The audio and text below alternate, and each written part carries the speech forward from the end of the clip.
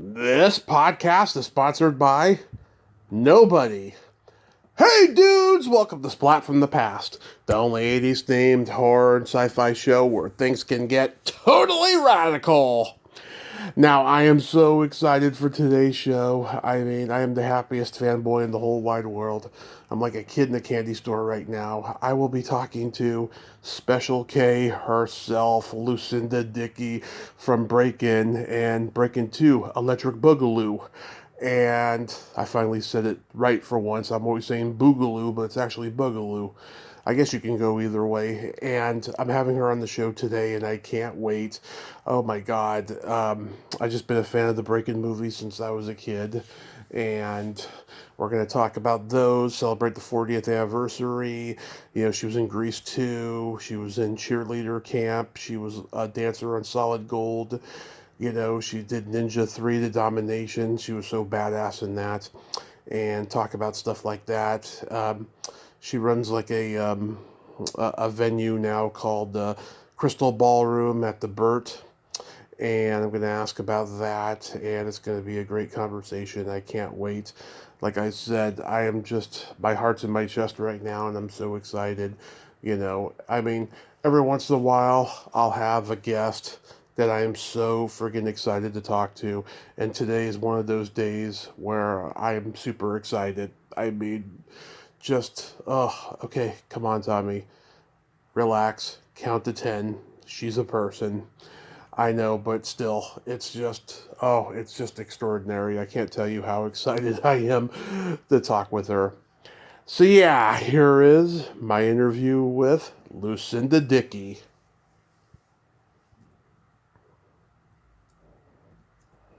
Hey, Lucinda, welcome to the show. How are you today? I'm doing great. How are you, Tommy? I am just a fabulous. I can't tell you what an honor this is. I've been a fan forever. Thank you so much for fulfilling this dream today. You're very welcome. So, going back in time, like I was reading, you started dancing at age 4 at your mother's studio. Was she a dancer who taught dance? Yes, she was. I don't believe that she ever really danced professionally. She started the family very young, Mm. but it was always her lifelong passion. And so she, started up a dance studio in our basement when, I was little, and taught there for many, many years, and then eventually, rented a studio, and then eventually bought her own studio it was like an old dance hall that had, 2 rooms, and, Trinity School of Dance. She encouraged you to do it as well. Well, yeah, I mean, we all took lessons from the time that we were little. I'm number 4 in the line, Hmm. and it was just something that we did. I mean, I loved it, and all of my sisters took dance. Hmm. As we got older, some of them, didn't take as long. They went off and did other things, but I just stuck with it all the way through. You certainly have. Did you, Yeah, did you have a dance team in high school? we did. We were the Salt Hawks. Yeah, it was like a drill team, and I can't remember what they called it. It was like the marching band with Hmm. the flags. Yeah, I don't remember what that was I think called. they're called like So, they're like a pep squad. yeah, we were like a pep squad, so I did that in high school. And then, of course, when I graduated, I went to Kansas State University to major in dance. I actually had first auditioned for the Juilliard School in New York, Hmm. and it was my very first time I was ever on an airplane. My mom and I went, and it was about a 2-3 day process. It was terrifying. I was not ready for New York City. Hmm. And so I went to Kansas State University. Ronnie Mahler was head of the dance program there, and she was a former American Ballet Theater prima ballerina. Hmm. And so I got some real solid training for those couple of years that I was there. And then I moved out to LA. in 1980. I only went to 2 years of college because I honestly had no interest in school. I just wanted to dance. Yeah. So that's all I did was dance, dance, dance. We had a traveling team that, I was part of when I was, with Ronnie, which was just a lot of fun. I mean, we just did little performances here and there, and yeah, it was pretty cool. It was the only time in my life that I was actually a ballerina, because I'm not really exactly built for being a ballerina, but I was, trained very heavily in ballet with her, and it was a really fun opportunity to be able to do that. Wow, my mom was on her dance team in high school. She had a UCLA scholarship, which came with a audition for the Dean Martin Gold Diggers, and unfortunately, my grandmother didn't allow her to pursue it. But yeah, I mean, I totally get it. To go from high school to college and all that and dancing, Yeah. and it was certainly a magical time too, because in your generation, I mean, there was this new wave of dancers. Some were on Broadway, some of them were in Los Angeles, and they transitioned into acting in movies. Mm-hmm. And Yeah. I thought there should be a documentary about that, because it was pretty interesting how you all had that trajectory. Yeah, it was such an interesting time. I know when I first, moved out to Los Angeles, and I was on scholarship for a while, and then I got, my first real job was Grease 2 as a principal dancer. But there were several, dancers that were from New York and had done, parts on, Broadway shows, and I was just always like, oh, that would be such a dream. But I never could really imagine myself doing that. I had horrific stage fright, believe it or not. I was cast in a play in high school, and I just I couldn't do it. I got through part of the rehearsals, and I just went up to the teacher, and I'm like, I can't. I've got so much stress, and I've made up all these excuses, and she was really pissed off at me. But yeah, I just didn't have that. I found that I loved performing, and I was great on stage dancing. Acting-wise, along with that was really terrifying for me. But when I got into film, I don't know why. It was different for me. I was never afraid. It was like that just felt more natural for me. So I admire people who do Broadway shows, and, I just really admire people that can do that. And you were in the Miss Kansas pageant in the talent division. How was that experience, and what made you want to do that? Well, the truth of it is that my mother kind of worked with a woman, Sharon Arney was her name, and she kind of headed up the Miss Hutchinson pageant, which was preliminary to Miss Kansas and Miss America. And they begged me to try out for Miss Hutchinson, and I really didn't feel like that was my thing. I wasn't very interested in it to begin with, but I did have an older boyfriend that I think that, my mom wanted to make sure that I kept really involved in all of my extracurricular activities that didn't involve him. So I was finally talked into doing that, and I was a really, believe it or not, I talk a lot now. I never shut up half the time, but I was super quiet, and I was very reserved, and just kind of an introvert. My extrovert was only when I was dancing or playing piano or doing something, physical or that kind of performance. And so the thought of talking to people on a stage was just like, I thought, I can't do that. So anyway, I won. I mean, I went through the motions, and I won, and I went on to do the Miss Kansas pageant, which I'd kind of gotten the hang of it by then, but I still didn't feel like I really fit in very well. I placed third runner-up, and I won the talent award that first year. Well, then I went off to college, because that was my senior year of high school. I went off to college, and I ended up trying out again for the Miss Manhattan K-State because I wanted the scholarship money.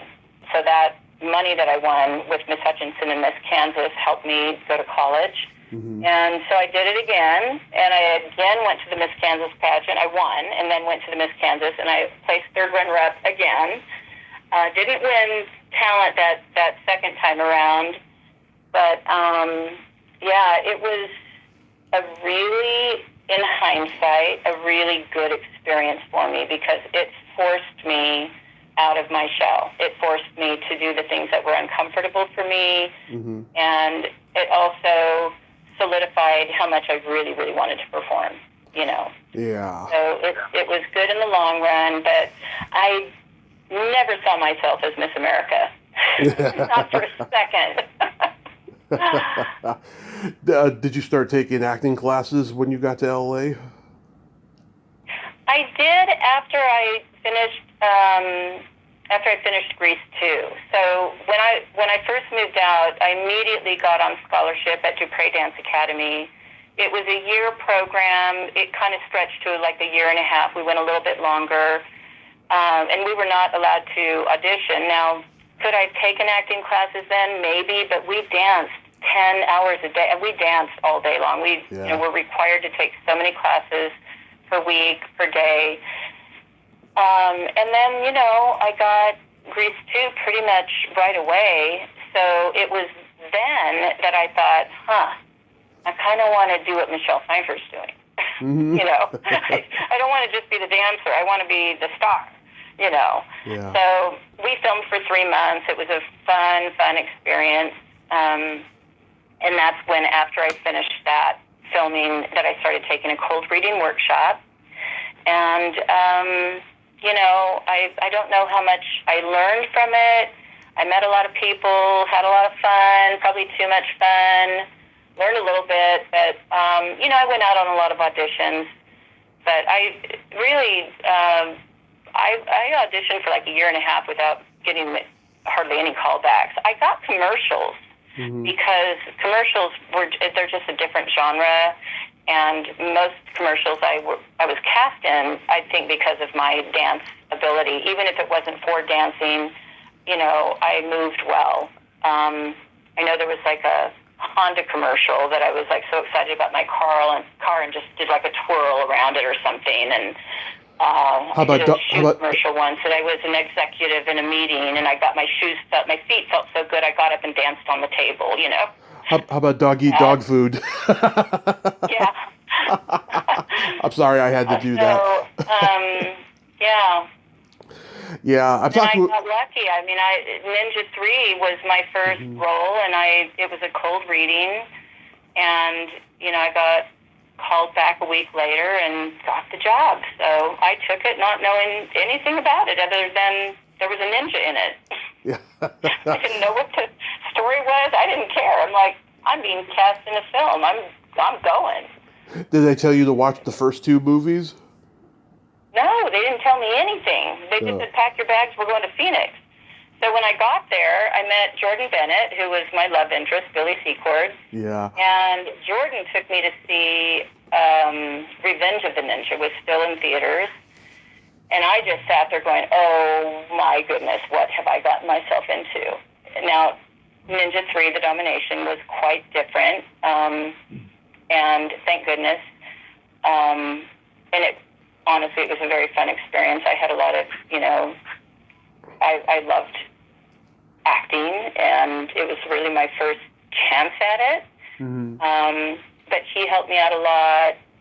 Shmulik, Sam Furstenberg, the director, was amazing, helped me out a lot. And a lot of it was just my physical ability. Because of my dancing, I was able to train and be able to do the, you know, martial arts moves. You know, maybe not exactly like a black belt, but I got pretty darn close in a short amount of time. You were so badass in this movie. You were like Sigourney Weaver and Lucy Lawless combined with The Exorcist and the Terminator. I mean, it was... Absolutely. You were all just, of the above, yeah. Yeah, I mean, you were just so commanding, and I loved that curly 80s hair that you had. You know, I mean, it was just, you were the perfect choice for it. They permed my hair. to look like that. I had really straight hair, and I think they just wanted me to be a little more flash dance. Yeah. So they actually permed my hair for that. In fact, it was quite a thing. They fried my hair. It was really awful. And then when we, moving forward, when Breakin, was beginning to be talked about, and that actually came after Ninja 3. Yep. Even though it was released first. But because when I, was cast for Breakin, they wanted me to look really different, and so they chopped all my hair off so that, it would be unlike, Christy Ryder and Ninja. So it was interesting, and I was always just game for anything. I didn't care. It's just hair. Yeah. What was it like working with James Hong? He was hysterical. Mm-hmm. He was really funny, and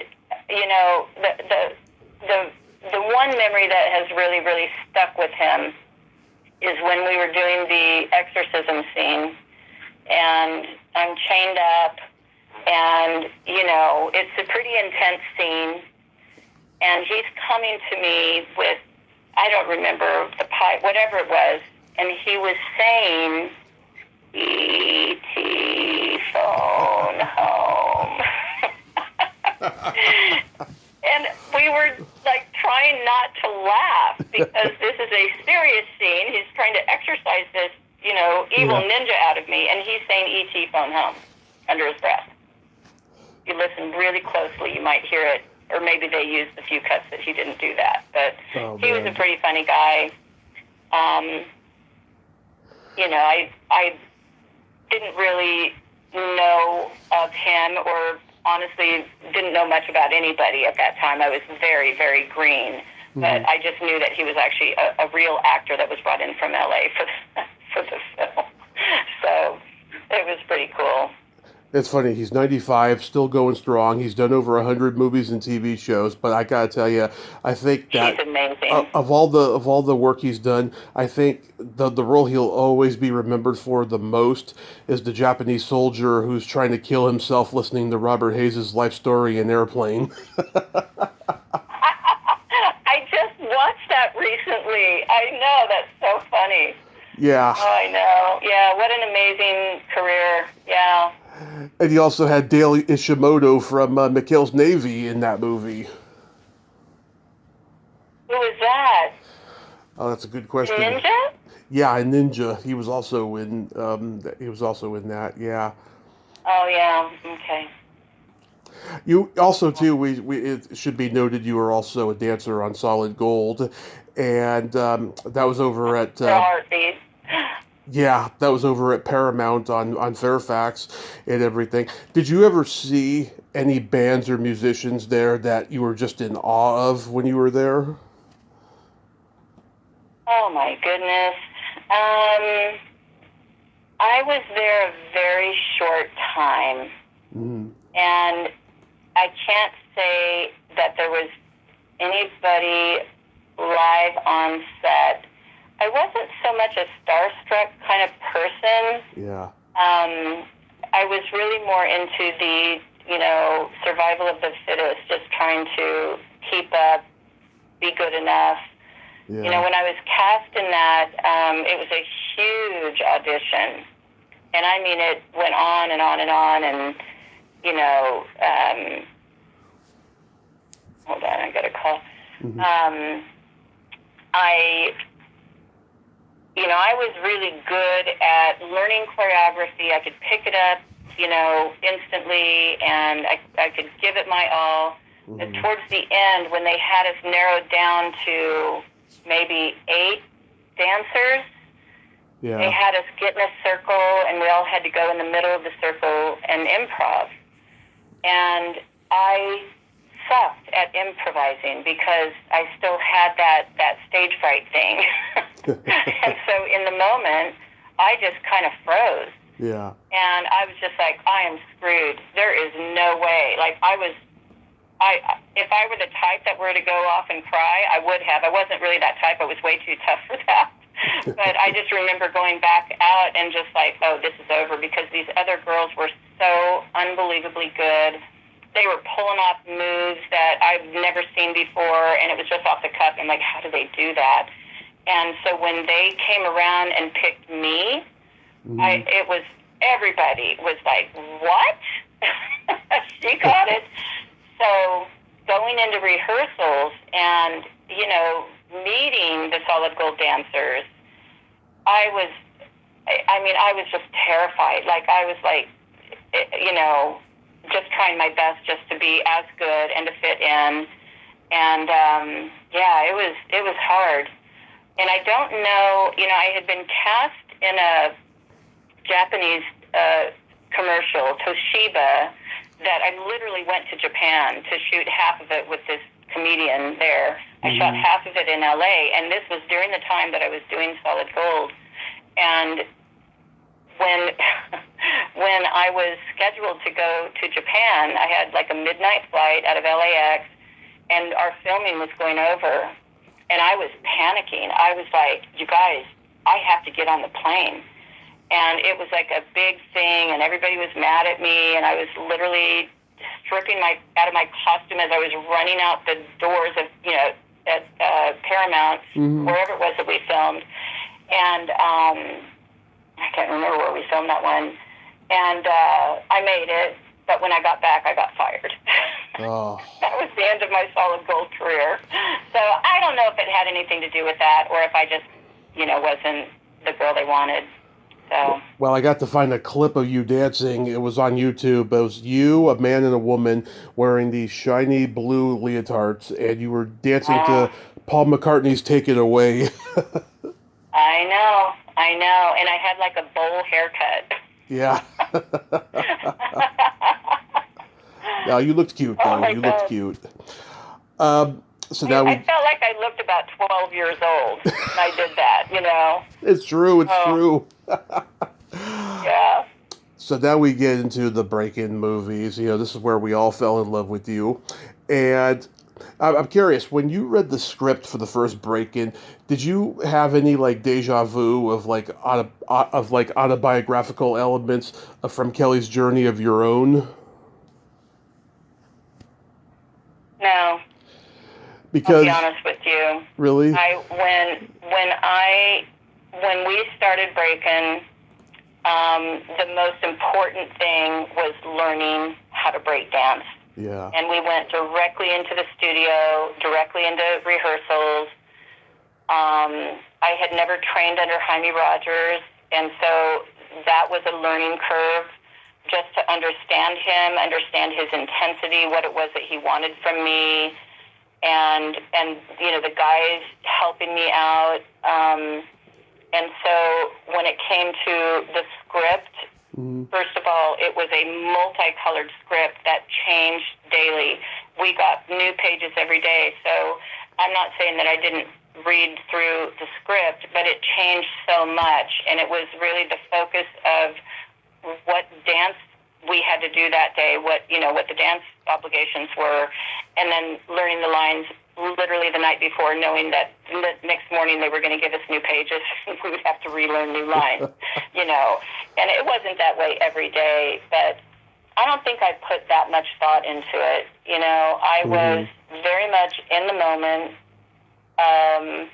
Again, my acting abilities were, I was still really green, so I'd done a ninja film, but, I was still learning, and all I knew was just to try and be as real in the moment as I could be, as that character, which maybe came off a lot as me, but,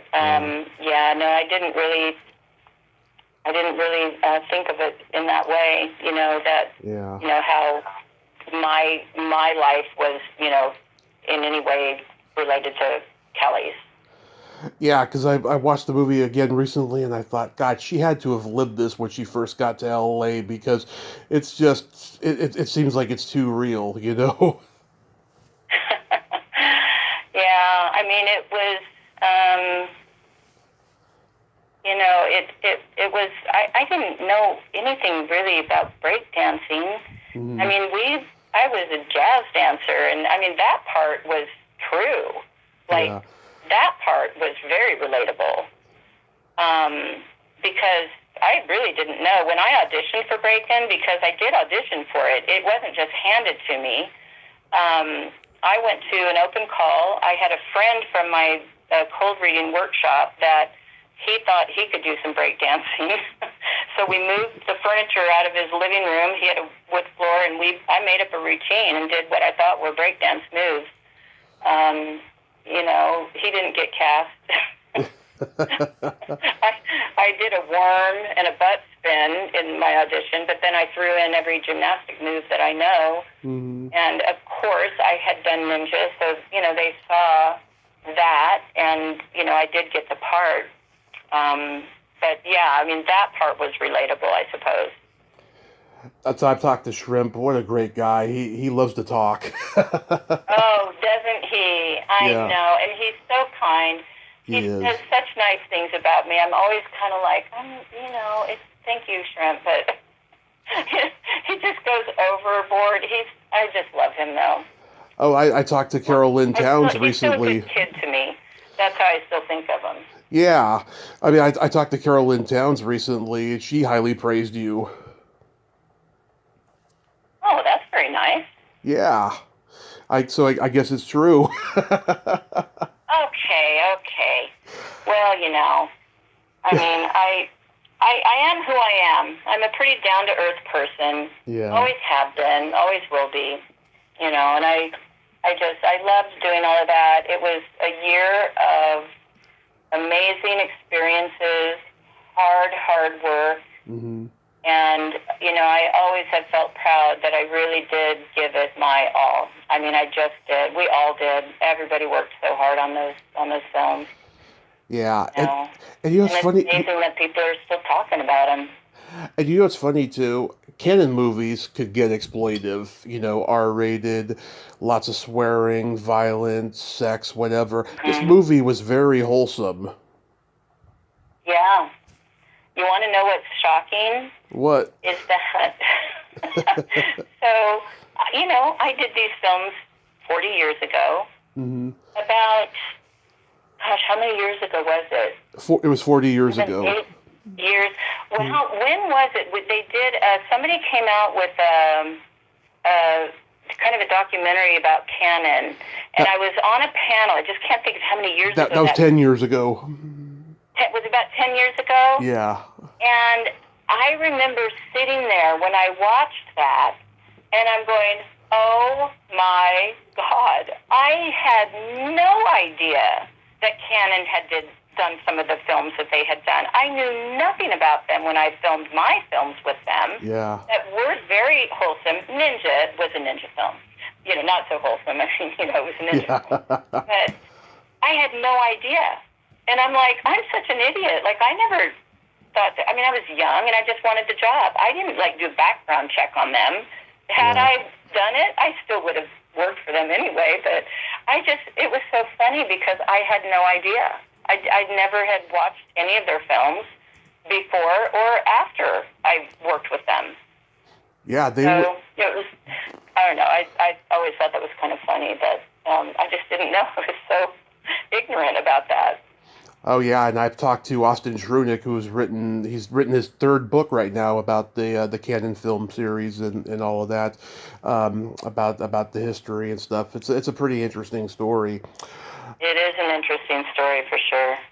But yeah, I mean, you brought a vulnerability and sweetness to Kelly that I don't think anyone could have played, and I think you had a great, supporting cast and stuff, and you knew Christopher McDonald already because of Grease too. Yes, I did. Yeah, we had a lot of fun together. He was a great guy, good friend, and it was really fun to work with him, on my film, the way I like to call it, as opposed to, when I was just a principal dancer, when he was one of the T-Birds. So, but it was really cool. Did you know Ben Loki already? I did. Ben Loki was one of my instructors at Dupree Dance Academy, so I had studied with him on scholarship, And that was really awkward, filming that scene, because that's not the Ben that I knew. He was not like that at all. I know, it's funny. I never bought him as that guy in that moment, because he's little and he wears his feminine side on his sleeve, as a dancer and stuff. But I thought he was great being smarmy as a jerk, though. Yeah, it worked. It worked, but it was just so awkward for me, because he was my teacher. Yeah. In real life he was my teacher, but he was not that teacher. But it was great. What I loved about doing those scenes were just being in the dance studio with all the jazz dancers, like all of my people. So it was sort of like my time to shine, without having to worry about doing windmills and knee spins and head spins. Yeah. So it was a lot of fun. The montage with they show you trying to do that thing with the wrist. It's hilarious. People don't realize just how much comedy is in these movies. I know, and I used to argue, because I had learned so much of that, and they're like, no, you got to look like you haven't ever done it at all.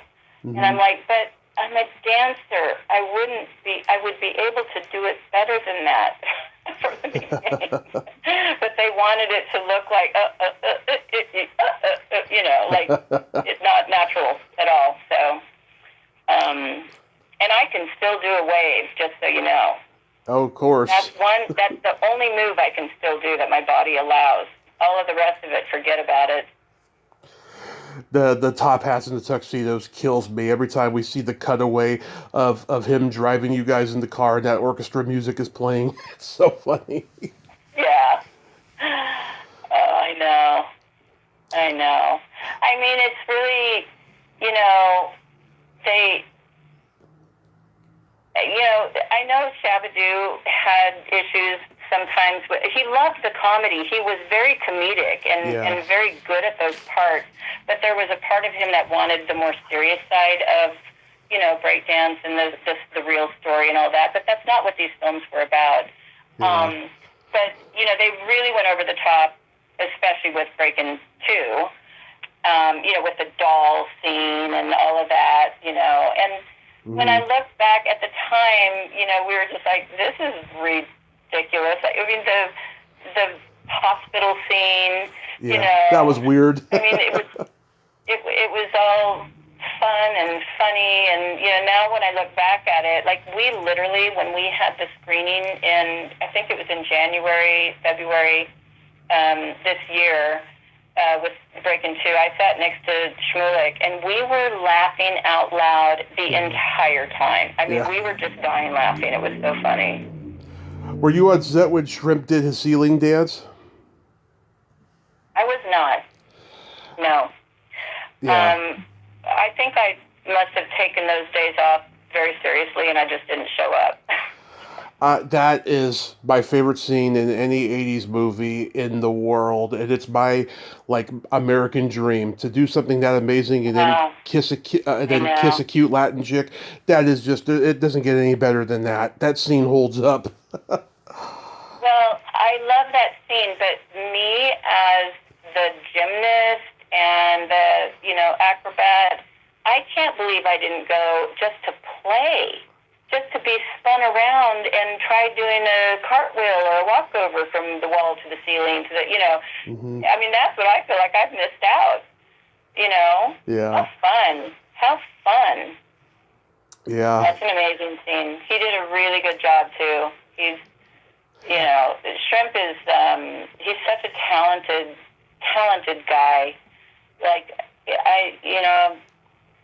Yeah. I mean, that was the thing about the breakdancers, because you already know I did not have the improv ability, from the beginning. I was trained to learn choreography, and that was kind of my thing. But they can just go off, and whatever comes out, comes out. And, but it's all with their precision and the sharpness and the comedy. Shabba-Doo did the same thing. When we were in rehearsals, he would just fly off the wall and start bouncing around people and doing moves that I'd never seen that you don't see in the films. And I mean, it was just an amazing experience to see that, that freedom and, but the control too. I mean, they were amazing athletes. What was Sam's direction like as opposed to Jill Silberg's?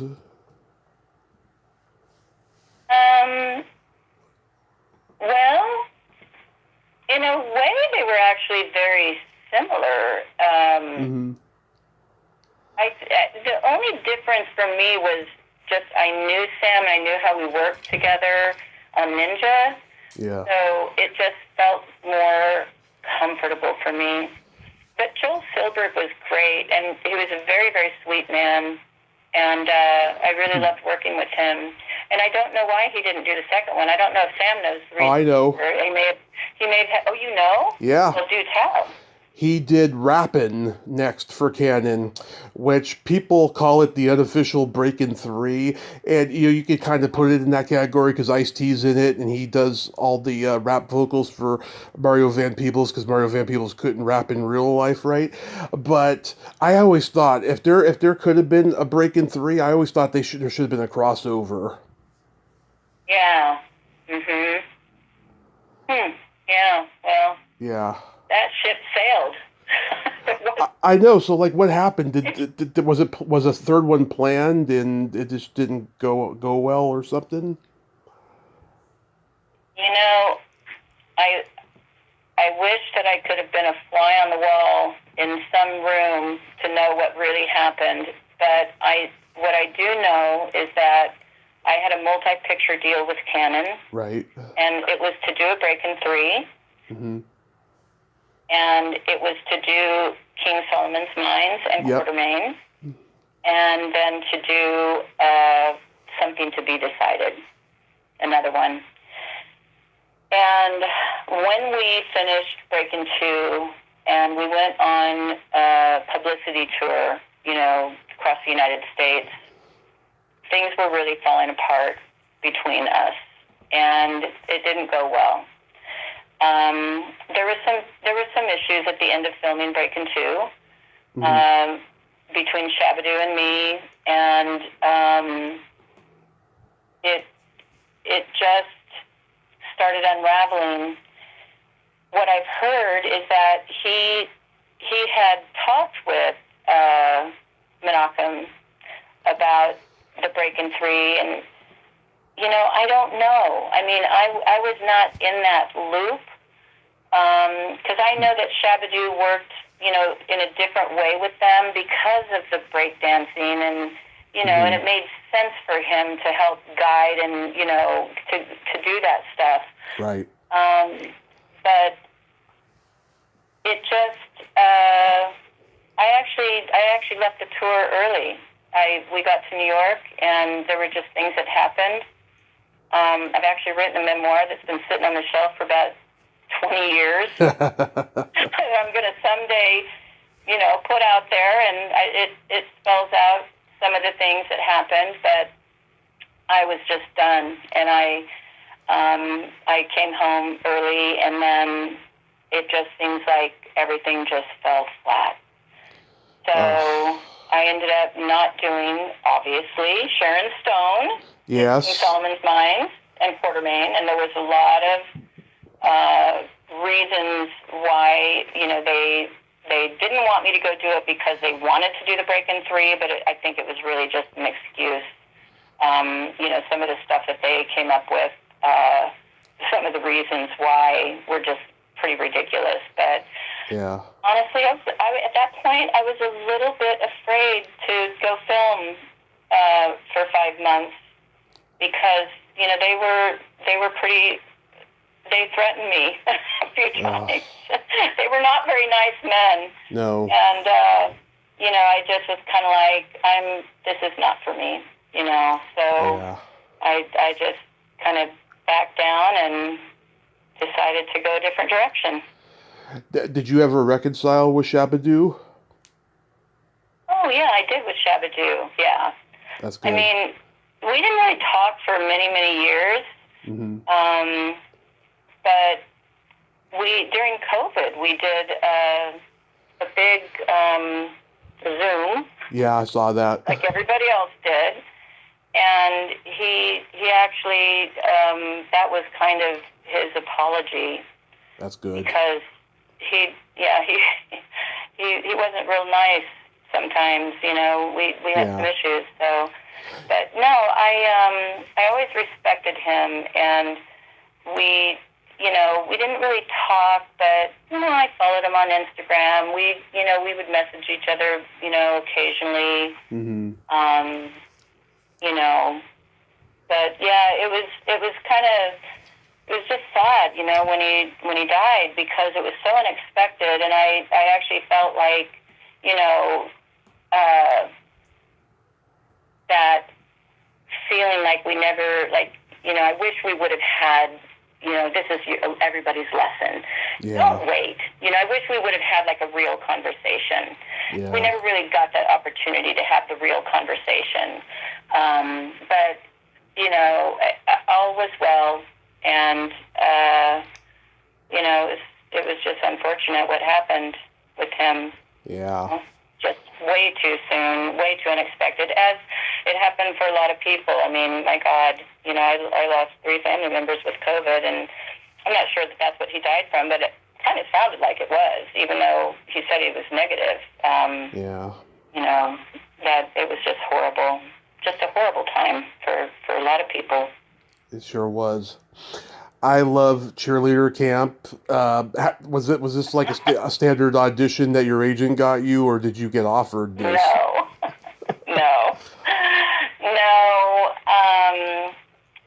My Gino Havens, who was the casting director, he was the very first acting class that I took. It was a cold reading workshop, and one of the girls in the class that I had become very close friends with was working with him casting Cheerleader Camp, and he called me, and he just said, I have this film. I don't know if you're interested, because I had my son. My son was 9 months old when we shot that, and I had kind of I was still sort of auditioning, but once I had my son, I was like, I'm not leaving my baby. Like, I was okay with doing, like, commercials because they're just, like, a day or two, but I had no desire to do another film I just wasn't interested in that.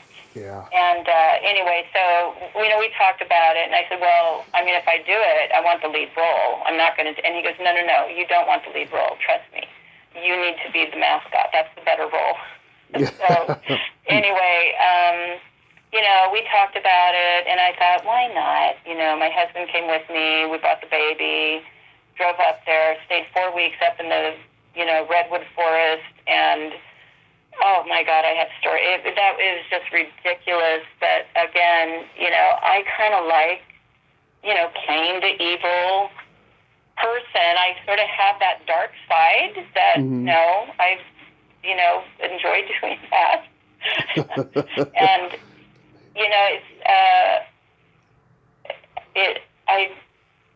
I don't apologize for it. I know a lot of people are wondering, like, why would I do that? I don't know why. I did it, and we had fun. I love it. And it was ridiculous.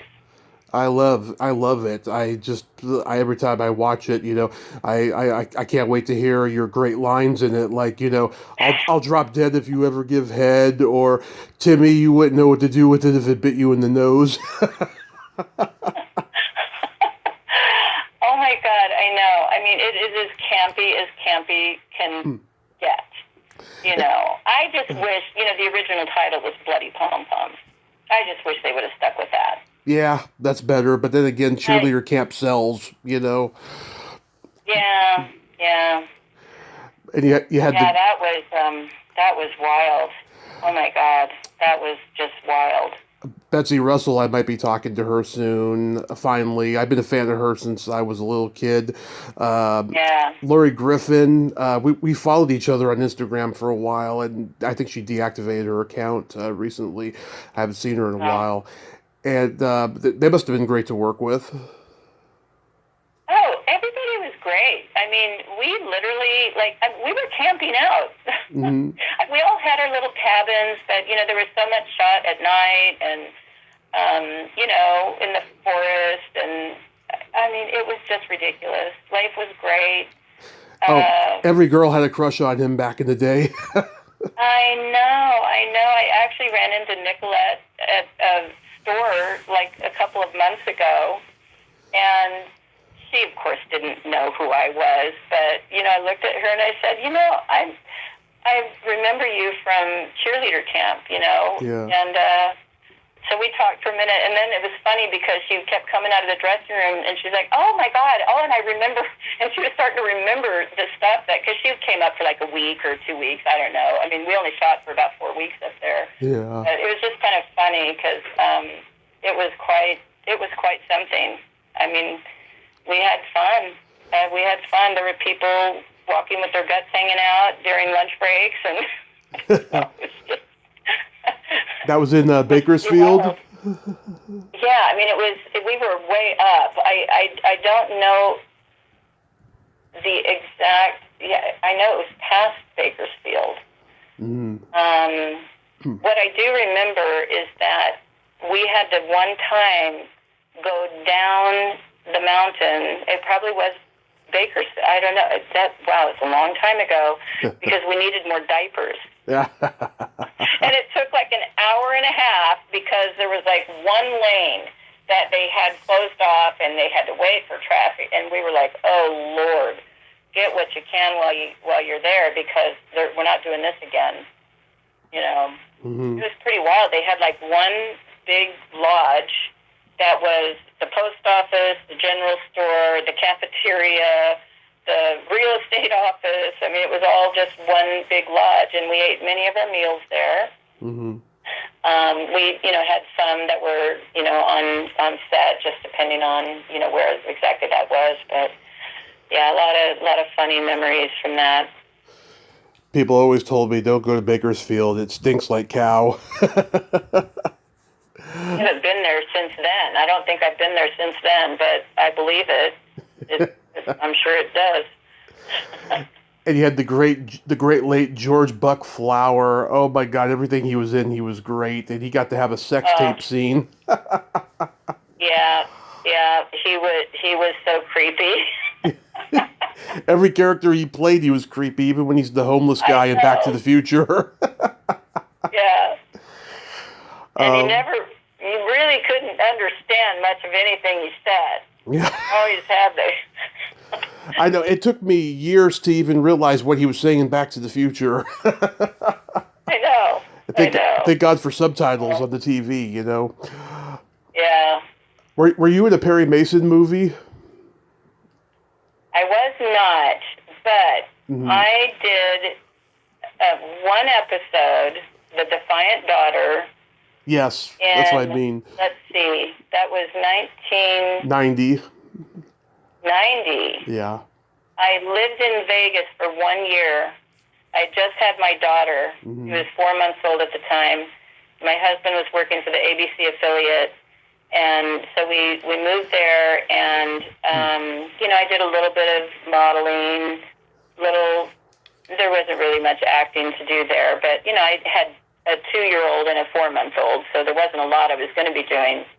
Mm-hmm. And I got cast as a person in the parking lot, and I had one line. Let me think if I can remember it, because somebody said, "Have you seen?" And I think I said no. "Have you seen so-and-so?" Or I think I said no. I think it was one word. Yeah. And it was about 120 degrees, and I had these little flats on that were melting the bottom of my feet. Like, it was so hot and miserable. That's really all I remember. Now, I still get residuals for that. I think the last one was $8.39, which was good, actually. Yeah, it's better than 48 cents. Residuals are $2. Yeah. Oh, that's so cool. I put every one of them in the account, though. I worked for that. I put every one of them, I deposit them, even if it's a few pennies. Every one of them goes into my account. That's so cool. So tell me about the Crystal Ballroom at the Burt. Oh, the Crystal Ballroom. Well, I my husband and I purchased a historic building in downtown Hutchinson, which is obviously where I'm from. Mm-hmm. And our original intention was to have a future folk art museum. We love folk art. We have a collection. Mm-hmm. And we thought, let's do this in Hutchinson. And then we found out the history of the building, which I grew up there, but, it was really before my time, that it was the Crystal Ballroom. So it was a dance hall after, World War II that that's what people did. They went dancing. And so they had like the officer side, and then they had kind of a honky-tonk side. And there's a lot of stories about people, drunks falling down the 31 stairs, Yeah. But it had been turned into lofts, apartments, and then the downstairs was retail. So we just decided to bring back the Crystal Ballroom and make an event center, which turned into a wedding venue. Mm-hmm. And it's pretty awesome. We worked with the historic, society to keep it, you have to keep it has the original maple floors, the original 10-tile ceilings. A lot of the historic features have been removed, like light fixtures and all of that. But, I just tried to recreate that feel of the old, kind of wanted it to feel a little more like, New York or London, with the big light fixtures, and it is just beautiful. We have like the groom's room and the bride's room and a commercial kitchen. We have 3 different spaces. We have the Rhapsody on B, which is downstairs, where people can do ceremony, and then they go up and have reception. So it's pretty cool. Yeah, I've seen the pictures on the website. It looks beautiful. That is just so awesome. And how long have you had it now? We opened in 2019. Wow. October of 2019, which, as the world knows, March of 2020, we got shut down. So it was a little rough beginning. We had basically a year of postponements. But, it's going well. We do a lot of not commercial, a lot of corporate events there, as well as weddings. We have, corporate people come in during, the week to do seminars or trainings or stuff like that. So it's pretty neat, and it's a pretty nice thing for Hutchinson, because there really isn't anything like that. There are plenty of other venues. There's, other places to get married, but there's nothing that's quite like that. It's really beautiful, and it honestly kind of takes my breath away every time I go back there. It's just like, oh my God, this is so cool. It's just really pretty with the brick walls and the light fixtures and the tall ceilings, and yeah, it has a real special feeling there. So have you done any signings at autograph shows lately? No, I've never really done that.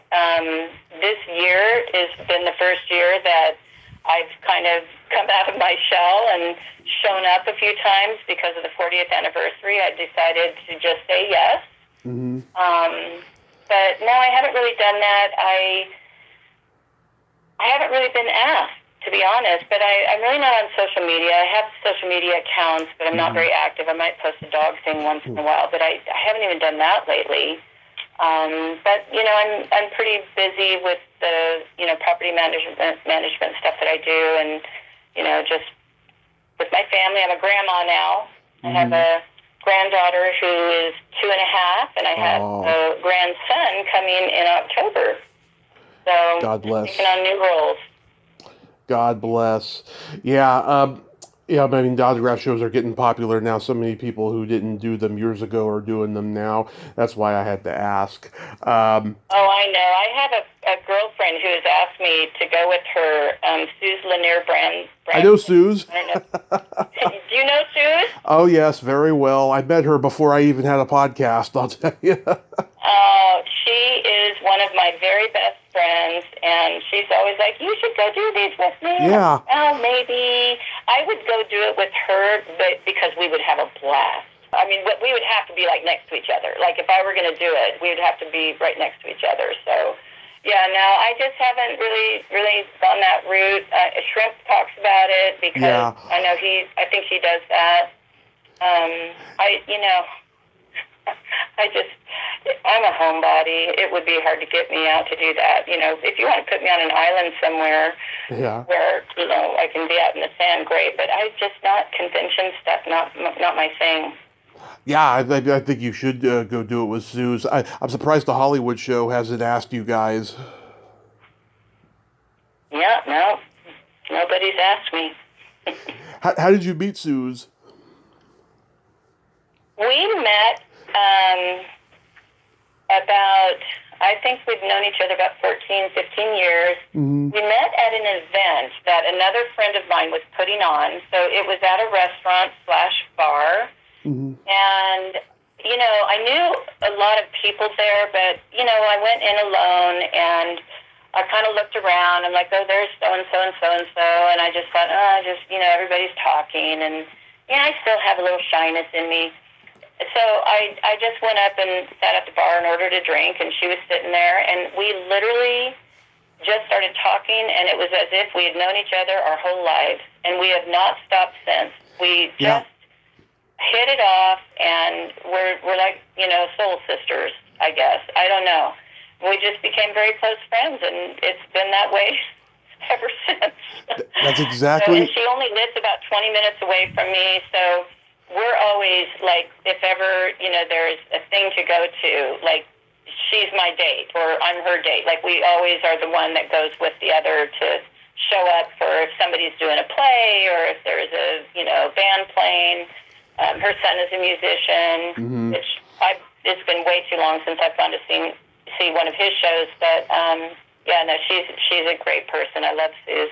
A wonderful person. That's exactly how I met her. Like I'd been following her on Facebook for a while and stuff, and we just had that instant bond and everything. She's come on the podcast 4 times. We're gonna do a 5th one soon, and I just adore her. And Minda, she started following me on Facebook because of Suze. And Tamara Mark, I had her on the show last week, and we had this exact same conversation. I was like, "How do you know Suze and Minda?" Yeah, cool. Yeah. Wow. Lucinda, thank you so much for coming on today. This has just been so awesome. Well, thank you for asking me, and I wish you all the best. Absolutely, yes, and I hope you get that book out because that sounds like it would be a real page turner, and I mean that in a good way. And I will. It's going to happen. I'm on a mission now. It's time. It's coming.